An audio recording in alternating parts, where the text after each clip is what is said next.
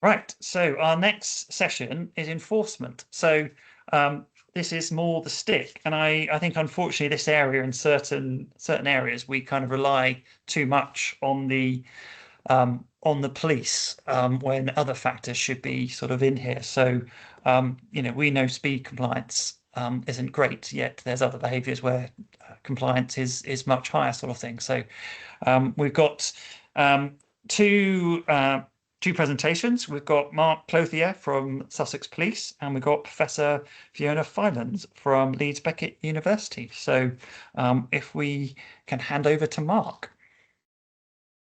You can. Good morning, Jamie. Good morning, everybody. Good morning. I was going to say, are you going to present my slides or am I? That's fine. I will just ask to roll on then when we're ready. So good morning, everybody. Marc Clothier. I am a Chief Superintendent from Sussex, but I'm currently seconded into the National Police Chiefs Council Roads Policing Portfolio as the head of NRPOI. That stands for the National Roads Policing Operations, Intelligence and Investigations Work Strand, a short title that doesn't particularly roll off the tongue, but if you think of that as the operational strand of the NPCC portfolio, and I sit alongside a number of other strands that cover the likes of police driving, pursuits, and fleet, just to highlight a couple. The other one probably, which is relevant, having listened to some of the conversations this morning, would be motorcycles, which is something I'm also passionate about, so there's some crossover there too. So I'm going to talk briefly in the next 15 minutes or so about the role of the operational strand, what we deliver, how we're making a difference through enforcement, but also through compliance, and then just probably pose that question back in relation to what else, linking to Jamie's opening there. So if you could move on to the next slide for me, please. Thank you. So I'm sure that many of you will have seen this before, but this is the highlight diagram from the current NPCC roads policing strategy. Conscious that that was a 2022 to 2025 strategy, so it is due for review, but obviously, as I'm sure most of you will be aware, we are waiting for a new road safety strategy from the government, which we're told is due imminently, and I think we are waiting for that before we look to review this. However, still really confident in the things that this is asking us to deliver, and critically how we deliver it. So two key things that I'll just pull out of this, which I think are absolutely relevant. So the first one of those would be that there are 4 strands to this strategy: preventing harm and saving lives, something I'm sure the majority of you on this call are passionate about doing; tackling crime, and I think that again is something that's really important. I'll touch on that as we go through in a little bit more detail. Driving technology and innovation, and we've just heard about both black box technology and apps for supporting coaching, which is really good. And then changing minds, and that's something I'm not an expert about, but I know that there have been others on this morning who, in relation to that behavioural change, is something that they are. However, the 2 key things I just want to highlight in relation to that is, the first is that we should absolutely be looking at all of those 4 pillars in a holistic way, and doing so all the time across our activity, albeit I'm not sure that's the case, and I think it's very easy for us and others to get stuck on 1 or 2 of those aspects without looking at all 4. And the other thing that I think is absolutely critical, and the more time I spend in this role, the more I realise just how much the centre of this strategy, which talks about policing our roads together, is absolutely fundamental. So if you can move on to the next slide, hopefully that will demonstrate what policing our roads looks like together. So I say this with a confession that I'm going to start with, that this was an image that I had in my mind, which my technical skills didn't allow me to create into a nice PowerPoint slide that you see in front of you.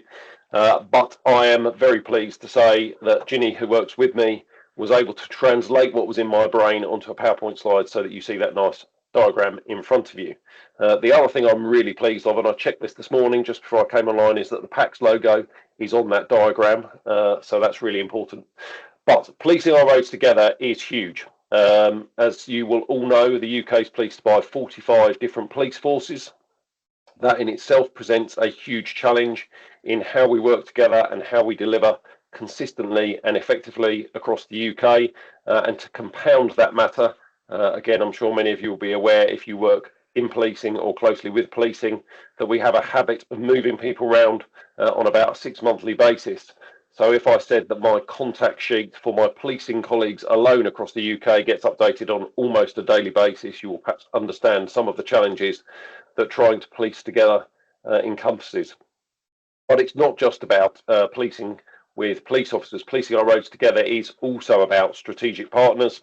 So it's also about the likes of RSE, ROSPA, PACTS, the IAM and various others.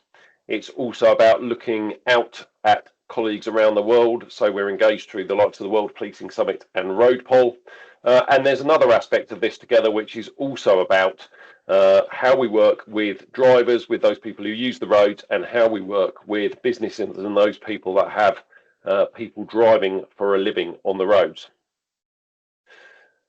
So that's the what does policing our roads together look like. If I can then go on to the next slide, that's going to look at how we police the roads together and what we achieve. So many of you may have seen the Roads Partnership operations calendar, but this, I think, for me is probably one of the key examples that talks about what we do and how we deliver it. We every year now produce a ROPSTRA, that stands for Roads Policing Strategic Threat and Risk Assessment. That's something that we've borrowed with pride from our armed policing colleagues who have been running an APSTRA for a number of years, more than we have, but for the last 3 or 4 years now, we've looked at all the data across the country. We've engaged with police forces to give us an evidence-based approach to what's taking place and therefore where we focus our resources and our priorities. Sitting alongside that ROPSTRA, 2 years ago, we also did a really thorough critical review of KSIs, particularly linked to the Fatal Four. So that being speeding, mobile phone use, seatbelts and drink and drug driving, and looked at when those risks were most prevalent across the 12 months so that we could try and, again, be as effective and efficient as possible. What we came up with was that calendar of activity that you see on the right. That's not just a calendar of activity that's delivered by policing, but it's also delivered by strategic partners and other colleagues such as National Highways and the Motor Insurance Bureau. And that calendar for me, and that buy-in and therefore consistent and coordinated activity, is really starting to make a difference. So if I just talk about a couple of those operations. So Operation Limit, which we're rapidly approaching for 2025, is our Christmas Drink and Drug Drive campaign. That takes place for the whole month of December. Last year, when we ran Operation Limit, we had all 45 UK forces involved. There were 75,000 vehicles stopped across the UK. That was 10,000 increase from the year before.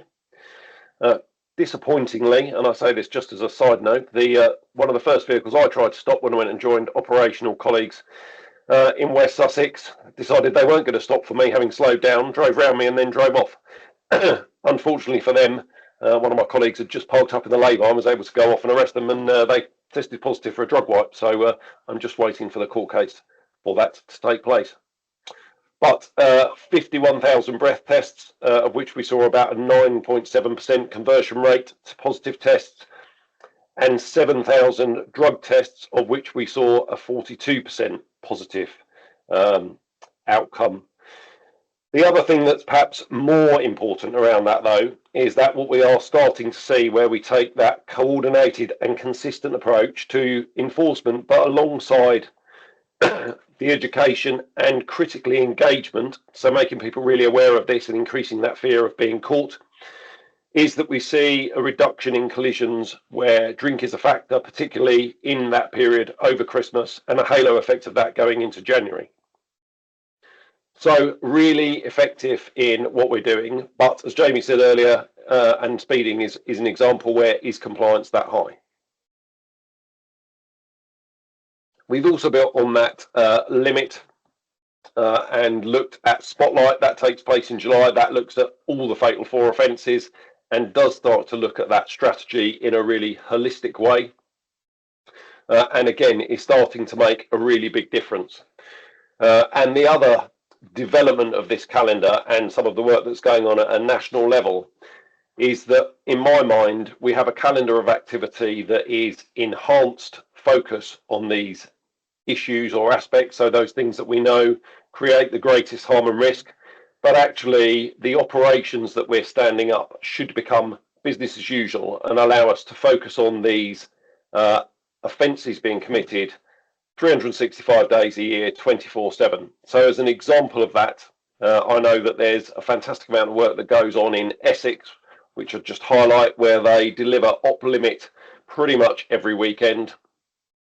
They get a fantastic return from that in relation to not only taking that risk off the roads through enforcement, particularly in relation to drug driving, but also sees that really significant crossover and disruption of people that are involved in wider criminal activity, such as burglary, possession with intent to supply, and other traffic offences. So really, really positive. So that's kind of our really big steer around there for an evidence-based approach to enforcement. The other thing I'm going to talk about is a little bit more of compliance. So if we can have the next slide, please and thank you.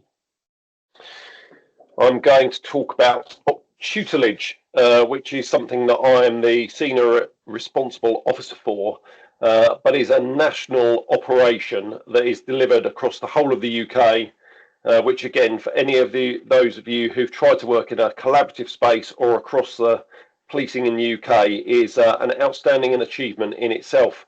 And credit goes to Derek Roberts, who founded this scheme and rolled it out.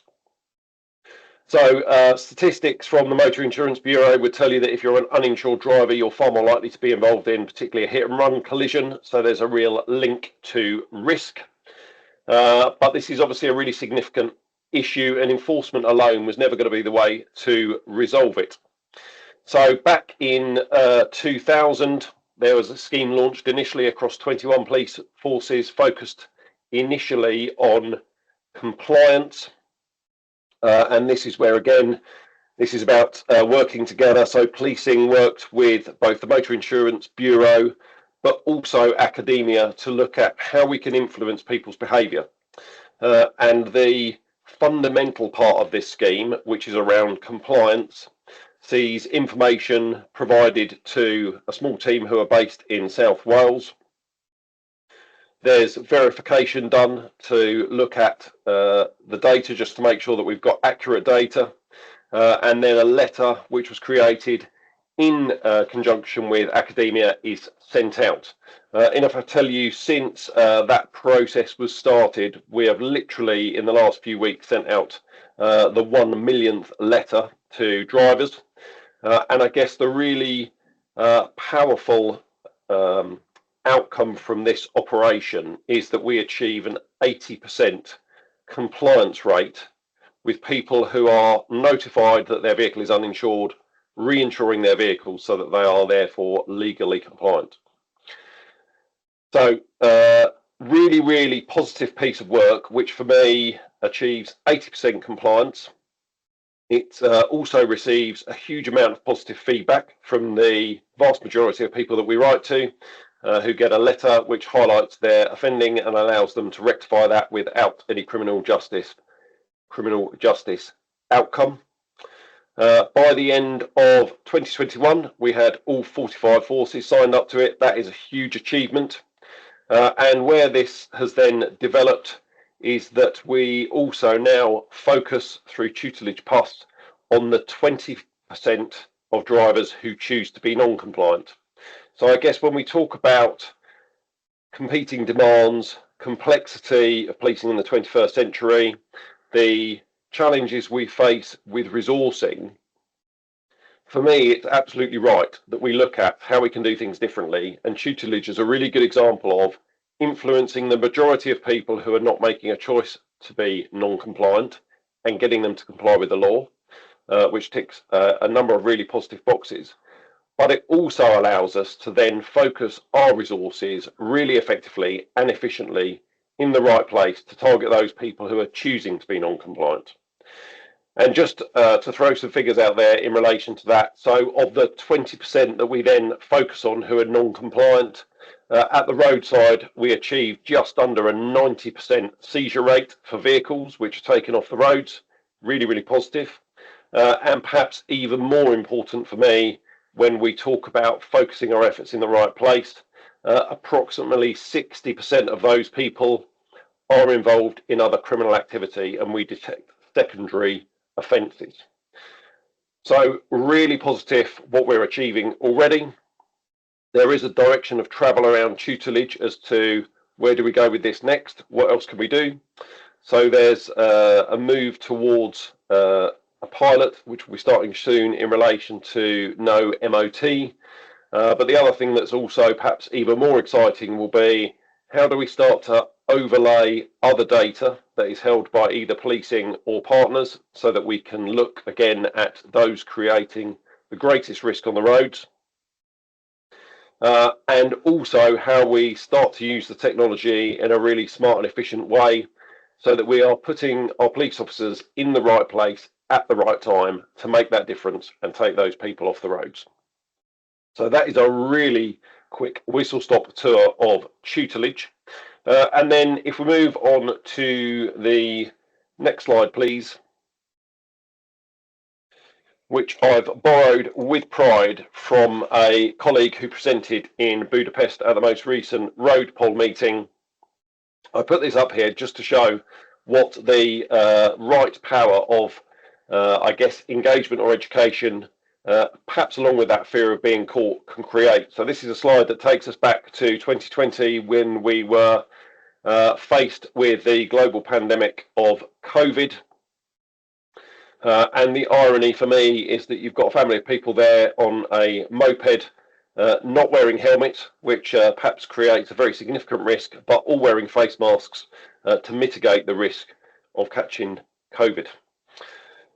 So I said at the start of this presentation, I'm absolutely not the expert in behavioural change. Hopefully what I've articulated to you today is that enforcement for me is an absolutely legitimate tactic, and it does make a difference if it's done in the right way. I've demonstrated that there are other ways to support that through op tutelage, which achieves a massive amount of compliance, which is really positive, but also allows us to focus our efforts with the resources that we've got on those people that should be focused on, and we can do that in a smart and efficient and effective way. But the conclusion, I'd say, is that we absolutely need to work together so that we can make a difference and use those people who understand how behaviour can be changed to make a difference in that aspect as well. And next slide I did have was any questions, but Jamie, I know we're doing a panel session at the end, and that's probably about bang on time. Thank you very much for that. So now over to Fiona Fylan.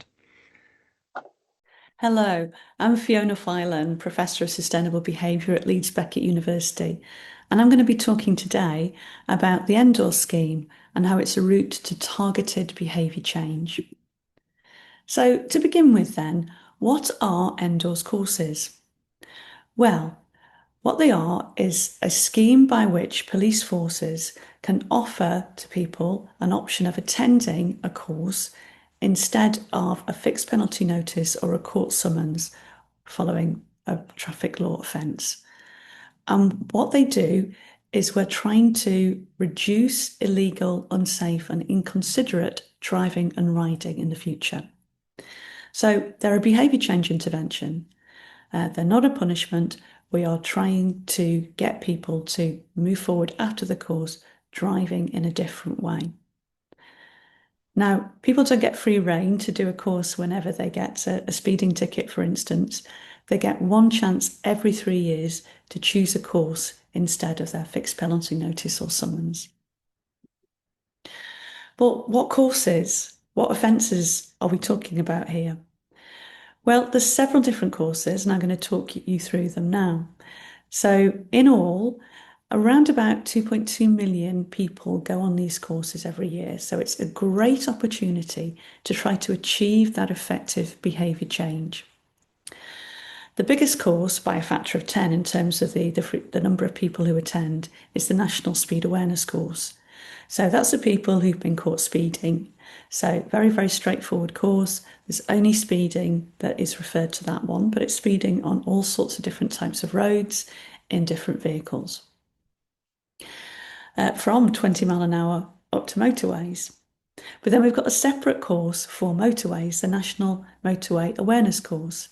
Now, that is for quite a wide range of offences that are committed on motorways, but the most common one is speeding through a variable speed limit. We also have driving on lanes closed by red X's and misuse of the emergency refuge area, and a wide range of other courses, but by far and away the most common are those three. The next course is What's Driving Us. So there are 38 different offences that can be referred to What's Driving Us. But like the other, like NMAC, there's one or two of these offences that are much more common.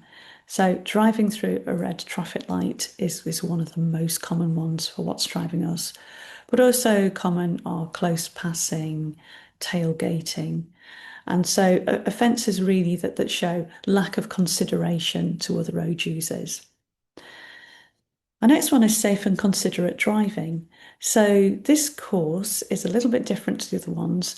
People are typically referred to it or are given the option of going on it after a collision, a minor collision. So they'd typically be looking at a court summons as an alternative to going on the course. This one is a one-day course, whereas the other ones are half-day courses. Then we've got the National Rider Risk Awareness course for motorbike riders. So again, a wide range of offences, but probably best described by the common factor being people who are taking risks and putting themselves and other people at risk. Then we've got two e-learning courses, Your Belt, Your Life. Now, this course is for people who've been caught not wearing a seatbelt or not using an appropriate child car seat. And then our final one is safe and considerate cycling. So this is for cyclists. Again, there is a wide range of offences, but probably the most common ones are going through a red traffic light, path sharing violations, and not using cycle lights. So what happens on these courses then? So 5 of them are facilitated by a trainer and they're small group courses. So the National Speed Awareness course, NSAC, the National Motorway Awareness course, NMAC, WDU or What's Driving Us, and NRAC, the National Rider Risk Awareness course, they all last for 3 hours and people can take them either online or in person. The content is pretty much identical. So typically you would have on there maybe online 8 or 9 people and it's facilitated by a trainer. And in person, it's a little bit bigger. So we might have 2 trainers for up to 24 clients. SCD is a little bit different. That is a full day course and it's in person only. In the morning, people are in a venue doing small group work with a trainer. And then at lunchtime, advanced driving instructors arrive and they will go out in the car with the clients to work on specific areas those clients have chosen as being most useful to keep them and other people safe on the road. So it's very much individual, personalised in-car coaching. 2 of our courses are e-learning, so the Your Belt, Your Life and the Safe and Considerate Cycling. So those courses last round about half an hour, 45 minutes, and people can take them at their own pace, either in a single block or in several different small chunks.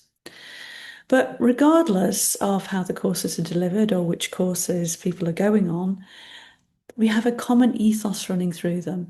It's not just about providing information about risks and consequences and rules, although that is important. There's also discussion. There's a lot of reflection on why people behave in this way and what's the context in which they committed these offences, and figuring out what exactly it is they need to do to change, to do differently in order to stay safe, legal and considerate to other road users. So there's a lot of effort put into helping them to plan change and to anticipate what barriers might they face to actually making that change on the road, and how could those barriers be overcome. What do we aim to achieve then? So each of the courses have got their own different target behaviours, but nevertheless, there is a common set of objectives that we're trying to achieve. So we want to increase knowledge of the rules and the signs that people are going to encounter on the road and why they exist. What are they there for? How do they help keep everybody safe? We also want to help people understand what actually is safe, considerate driving and riding, and why it's important that we all aspire to that. There's always content on emotions, so it's helping people to identify and to recognise emotions they might experience that's going to make them more likely to take risks or behave inconsiderately on the roads. And ultimately, we want to increase people's intentions. They want to drive or ride legally, safely and considerately. We also try to give them insight into, well, what was going on? Why did they break those rules? Or why did they drive or ride in that particular way? What was going on? What motivated them, or why did they do that? And they work to try and decrease the barriers and increase the facilitators to making a change that's going to make them legal, safe and considerate. And that all goes into a personally relevant action plan. So ultimately, what we're trying to do is to increase people's self-insight, increase their motivation and their knowledge, give them the skills, and it's not just driving skills either, it's skills on identifying their emotions and what they can do to mitigate any ones that could put them at risk. And they end up with a workable plan for change. So how do we go about creating these courses then? So there's a small group of psychologists and human factor specialists that work together. And on any particular course, well, they're reviewed round about every 3 years, and we'll have a small group of people working intensely on them. So typically 2 or 3 people. It always starts off with an evidence review. So what do we know about why people are behaving in this way at the moment, and what can we do to change their behaviour? So the academic literature, we review that and summarise that. We work with any course evaluation data that we've got to find out what works and what doesn't work. We look at referral data, so what offences are being referred onto the course. And then we do research with stakeholders as well. So the trainers who are delivering the course, to find out, well, what's their experience of delivering? What's easy to deliver? What's more difficult? What seems to land well with the clients? What are the light bulb moments that really seem to change the way in which they're thinking? So we do that with trainers, with assessors, and we also work with clients directly as well to find out their experience of not only going on the course, but also what was it like when they tried to apply what they'd learned. And if they didn't try to apply anything, why not? From all that, we develop a course specification, which really provides a rationale for what are our objectives and what's our theory of change. So how are we actually going to bring about these objectives? We assemble a review support group who are trainers that can help us identify how material might land with clients and to spot any potential problems with delivery. And then it's an iterative process of developing and piloting content. This can go on for several iterations, and we try to test and learn quite early on.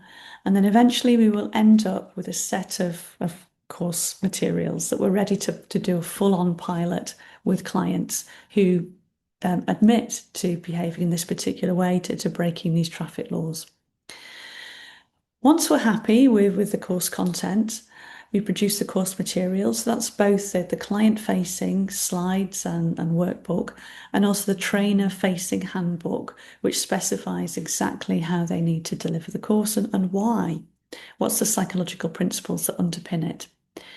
We then train and license instructors and trainers. So everybody has quite intensive training and assessment to make sure that they're comfortable, they're confident, and they're going to be able to deliver that course how it's intended.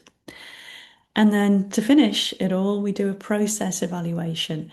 So we look at what worked well during the delivery, the development and delivery process, what didn't go so well, and what learning can we take to future course development. So just an example of the National Speed Awareness course. This one's quite straightforward compared with the other ones because it's just speeding. It is in all speed limit areas, and it's the speed limit plus 10% plus between 2 and 9 miles an hour is the eligibility bandwidth. So in a 30 mile an hour area, this equates to between 35 and 42 miles an hour. And it's for all types of vehicles as well. So that might seem quite straightforward. It's just speeding. But when we look at the evidence as to why people are speeding, it starts to get more complicated. So just for instance, for our 2024 version of NSAC, we found these different categories of reasons for speeding. So people might be unaware that they're speeding, they just didn't know. Maybe they didn't know the limit, or they got distracted, or they don't care. They think it just doesn't matter. That's not real speeding at that speed, or it's okay on that road or that particular time of day or night. Then there's a group of reasons around, well, I don't control it. It was the situation, it wasn't me. Maybe people felt under time pressure, or maybe they had trouble planning their journey, and so it didn't go to the way they imagined. Then there's a group of reasons around, I get carried away. It's how they're feeling.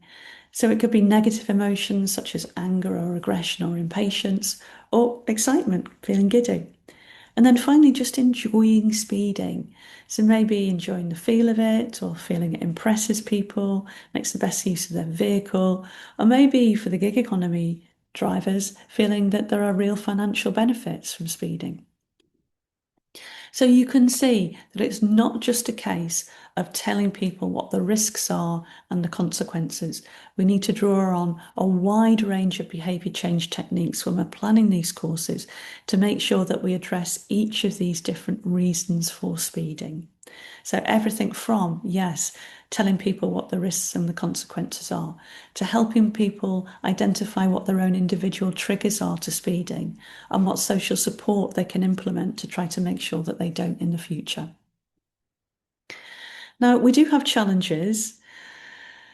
There's two ways the courses can be taken, so either online or in person. And we do try to make sure that they are as similar as possible in these two delivery formats, which does provide constraints in terms of what can we do, both in the classroom and in terms of online as well. Now, the example I gave you was speed, but of course, some of our courses have a much, much wider range of offences. So trying to fit all these different offences into a single 3-hour block is very, very challenging. For SCD, we've got a particular challenge of it having an on-road component, and it can be very difficult for the providers of these courses to source the ADIs who are willing to come in and spend half a day delivering the on-road element. And then another challenge is simply, how do we maintain that effect over time? People will typically leave having had strengthened intentions to drive legally, safely, and considerately. But how do we keep that going? Well, despite the challenges, we do have evidence of the course effectiveness, and we do know that they do have an impact on people's driving. They do lead to reduced offending, and the most recent evaluation of the course by the Transport Research Laboratory showed compelling and consistent accounts across all courses for positive changes to driving. So there are challenges, but we do believe this is a really valuable targeted approach to enforcement. So thank you very much indeed. Brilliant. If I can ask my speakers to join me. We've had some questions in. So Mark, I'm going to put the first one to you. It's about ISA.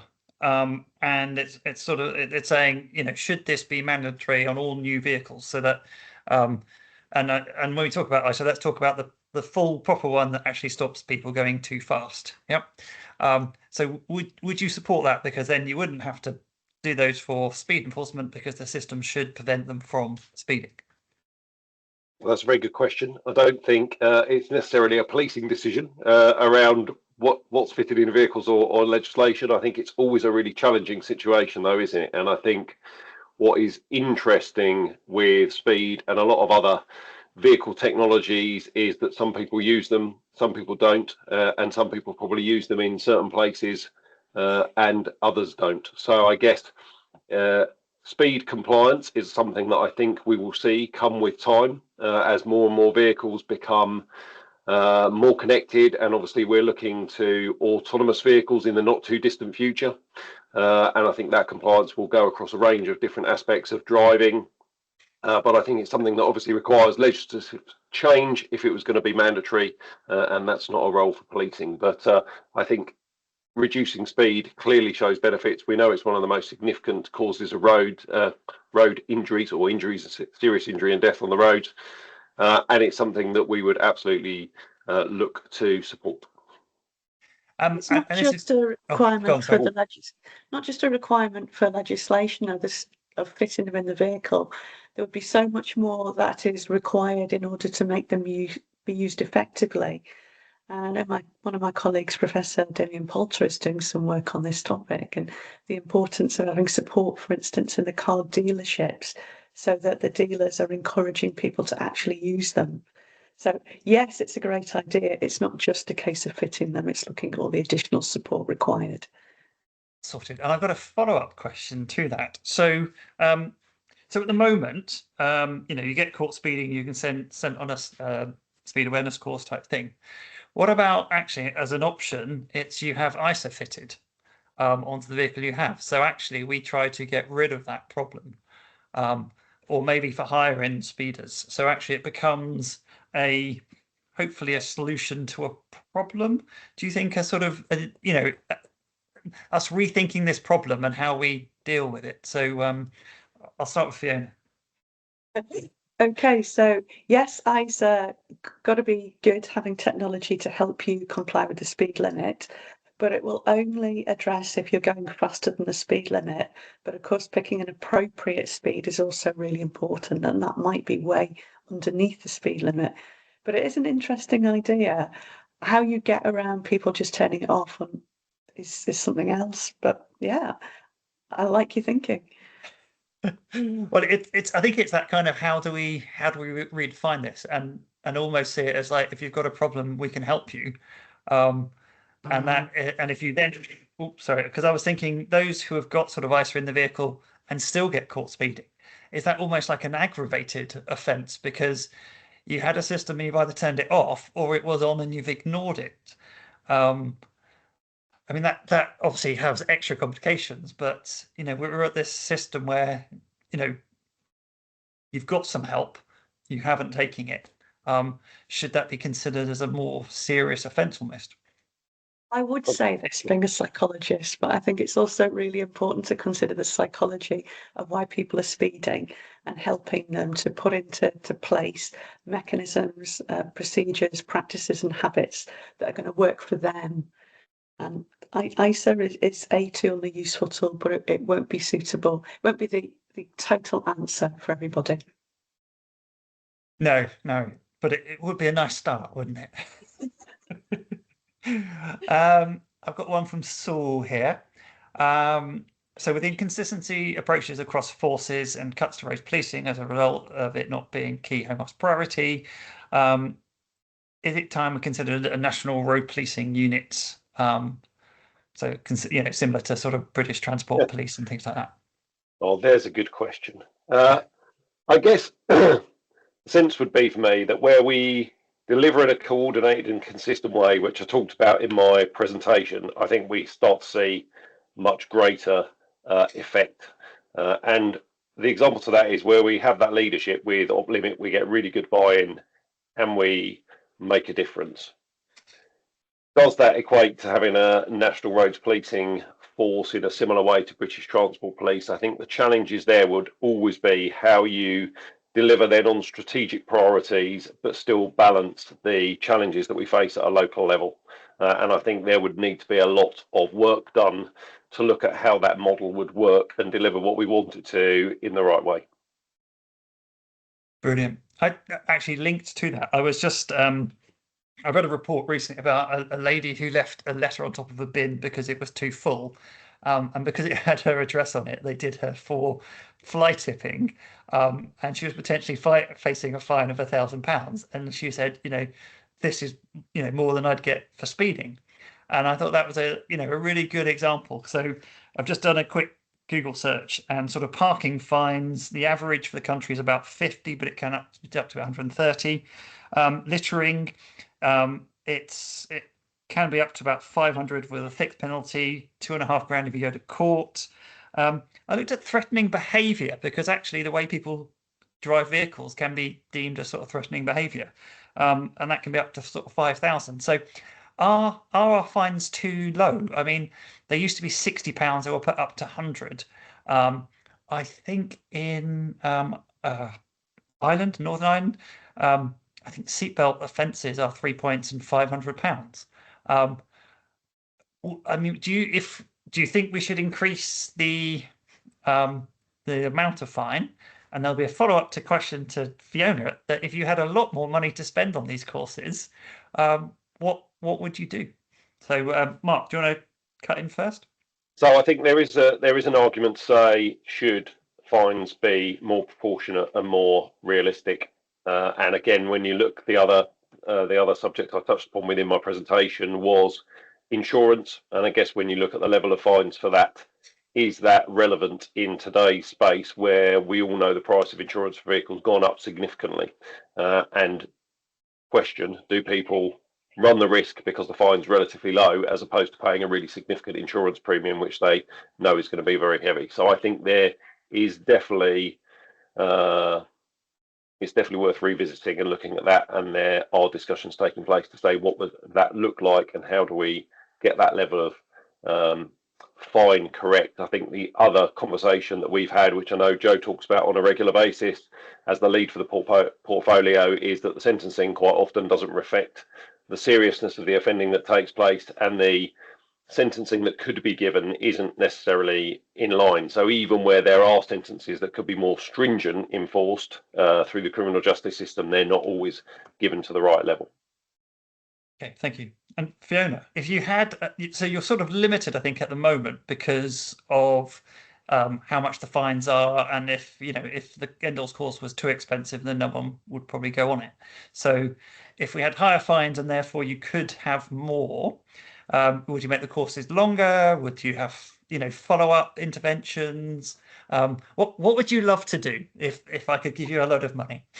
Well, the first point I need to make is that UK ROA, the organisation behind the courses, are always very, very clear that when we're producing them, it's not about saving money, trimming down the costs. They've always been incredibly supportive that they want the best quality course, and by quality I mean effective in behaviour change. So I must say finances have never been a barrier to producing high quality behaviour change intervention. Practicalities, on the other hand, are more challenging. So, for instance, you raised about follow-up. So, yes, it would be great if we could find a way of following up with drivers afterwards, providing some additional top-up resources. And in fact, to that, UK Road has produced a set of driver top-up resources that people can access afterwards. But the on-road element, I think, is always really, really important, because a lot of people have not had any professional input to their driving for many, many years. And so it's a really good opportunity for them sometimes to even see for the first time in a long time how smoothly a car can be driven, and how safe it feels as a passenger if you've got somebody who's excellent at observing the road and predicting hazards. So I think that would be what I would love to put in the course. But in fact, we had to take that out of the course some years ago simply because of the practicalities of providing this many ADIs for the number of people who go on a speed awareness course. But I would love to be able to keep it in, or find ways of giving that a really good on-road experience to everybody who comes on the courses.